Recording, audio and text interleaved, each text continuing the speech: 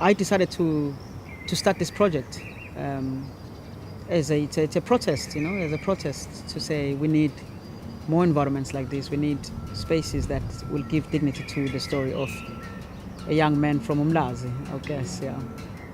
The difference between East and West reminded me very much of back here home, the separation between the high class and the low class, the environments that were abandoned due to industrial movement and societies forming themselves. I would say that I never knew that in Europe there was poverty, but I saw it in the East. In the East I could recognize people as my people or where I'm coming from. Where else in the West, it's exactly what the media, commercial media is talking about, the glamour and easy life. Then I came to South Africa 2011 December. From the day I landed, my story was clear. This is who I am, this is what I'm coming back with, this is how much I'm frustrated. I want an environment where I can express this knowledge that I have. And in my search, I was up at the UKZN with some of the students because I was like infiltrating groups and students and institutions to spread this language and try to recruit people to recognize what I have and get assistance in starting the project. From there, something just told me that I should walk towards this area, industrial environment, and like the lower Glenwood place where art is very appreciated and it's growing, and there's a very big diversity of people and cultures. When I saw this place, I was like, now this is the place I was looking for my entire life. I walked in here, there was guys employed already here, starting to clean. Lucky for me, I found out that they were about to break down everything here and turn this place into parking lots. And then immediately I asked them to point me to the owners. I presented myself. They gave me the right to start. And I went to a friend to collect my tent. And I came here. I remember the only place you could only come and just like reach up to there, just the beginning of the entrance there. I came 4 o'clock in the morning, piss drunk. I didn't care about anything, and I just put my tent on the floor here. And I remember what went into my mind. I was like, okay, you're gonna fall asleep here. Like, you're really gonna close your eyes in this place. And I remember saying to myself, I'm just letting God take over now, The history of this community is based on industries. It's an industrial area. So it's just workers, employees and employers from 6 in the morning until 5 in the evening, most of the time. And then there's few residential areas here.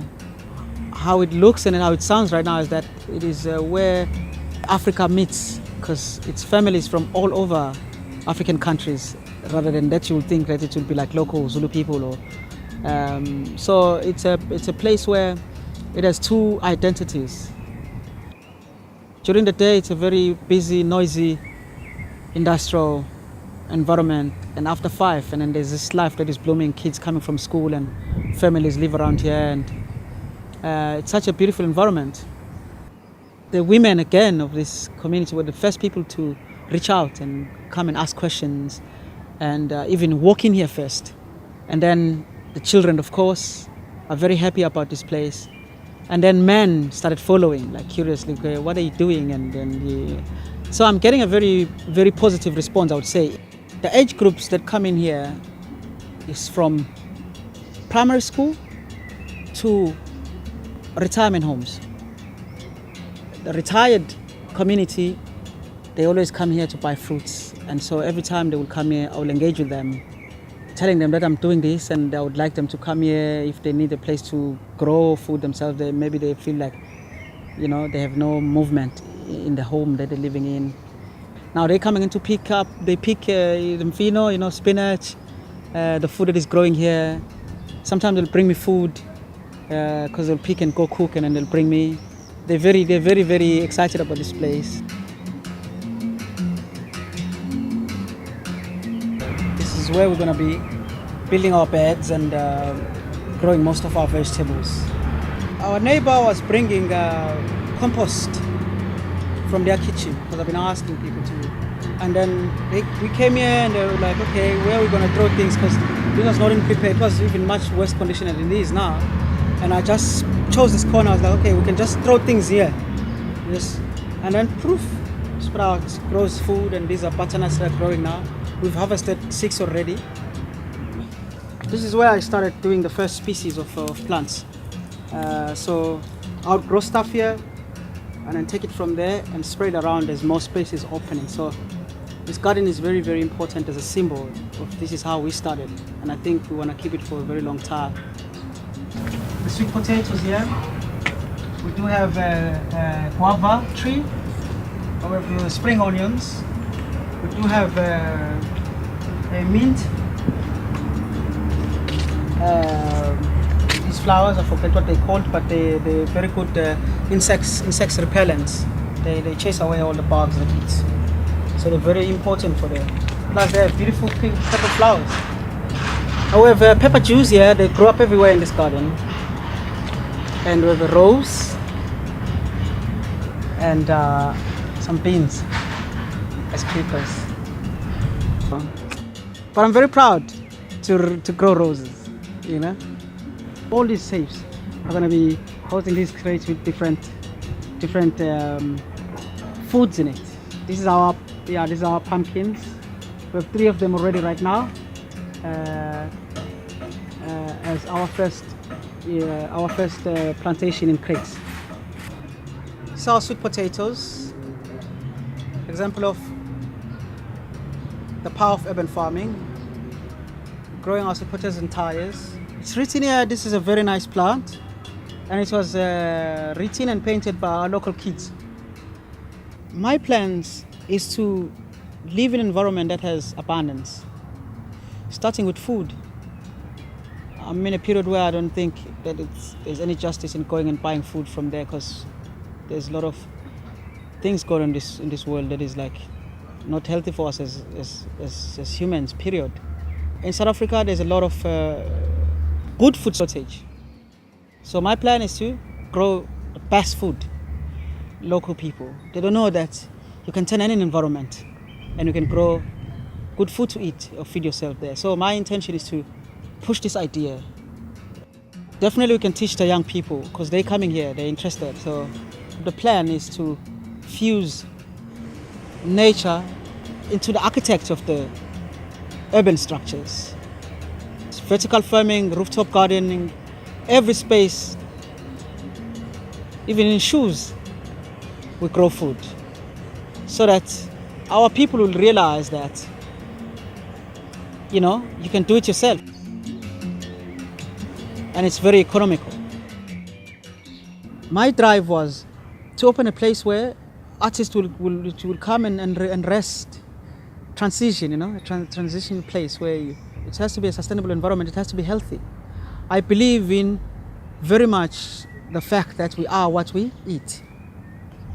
To produce good art, it needs to come from within. It does come from within. Not only in the spirit, but in your stomach. And so food is very important. My last job that I did was I worked as a chef in an organic kitchen.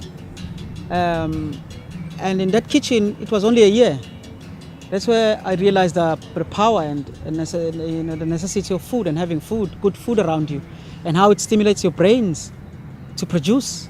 So I saw South Africa and I was like, it's a definition that definitely people need a place where they're going to come and be fed well. Anything that is promising me quick, big money, I run away from it in search of, I take the direction of what do we have in here though. I always went for the spiritual journey, not by choice, but this is where I could feel I'm comfortable. These are the things that I need to do, not pursuing money or physical wealth. I'm coming from a very deeply rooted spiritual family. From my grandfather who was Zinyanga, a doctor, using African herbs. graduated from Sangoma ship, who was my best friend. But I know the spirit that I travel with and then the power that it has. It's a 10-year plan because in 10 years we want to achieve a sustainable environment built by the local people, for the people, by the people. So no matter what the challenges and like the doubts I have, I always wake up the next day, I'm like, I'm at the right place at the right time. So I'm just going for it. Yeah. For me, food is medicine. And my intention is to heal. I'm growing my healing bag right now. You know, this is where my herbs are. My focus and is not into how much food am I going to sell, but my focus is on finding out what kinds of food does to a body. And I intend to heal this nation using food.